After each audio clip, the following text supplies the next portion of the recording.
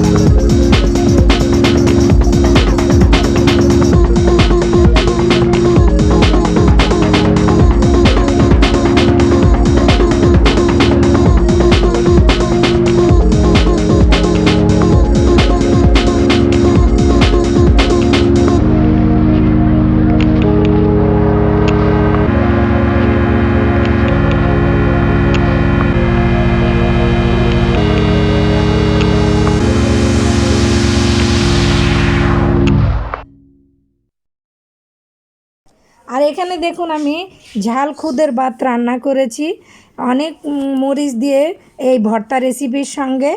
আপনারা চাইলে এই ইলিশ মাছের ডিম দিয়ে ফুলকপি ভর্তা বানিয়ে এই রেসিপিটা খেতে পারেন, এর সঙ্গে ঝাল খুদের ভাতও রান্না করে খেতে পারেন। এখানে আমি আরও অন্য অন্য জিনিসও রান্না করেছি। আর এটা হলো আমার মেজো বোন, এটা হলো আমাদের নতুন বউ।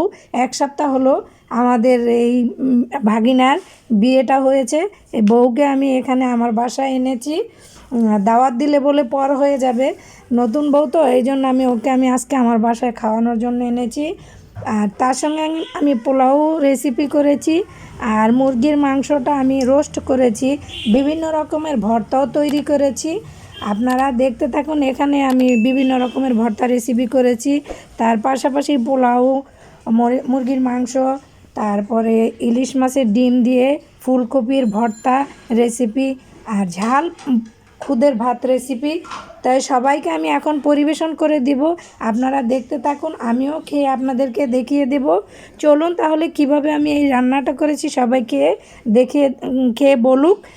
হয়তোবা আপনারা এভাবে ঘরে এই ইলিশ মাছের ডিম দিয়ে ফুলকপির ভর্তা রেসিপিটা তৈরি করবেন, আর ঝাল করে খুদের ভাত রান্না করবেন। সামনে শীত চলে এসেছে, এভাবে অন্ততপক্ষে আপনারা এই খুদের ভাতটা আর এই ইলিশ মাছের ডিম দিয়ে ফুলকপির রেসিপিটা রান্না করে তৈরি করে খেয়ে ঘরে ট্রাই করে দেখবেন। ভালো লাগলে অবশ্যই কমেন্ট করবেন, লাইক দিবেন, সাবস্ক্রাইব করতে ভুলবেন না। আমি আশা করি আপনারা আমার পাশে থাকবেন। সবাই ভালো থাকেন, সুস্থ থাকেন, ইনশাল্লাহ আবার ফিরে আসবো। আল্লাহ হাফেজ, আসসালামু আলাইকুম।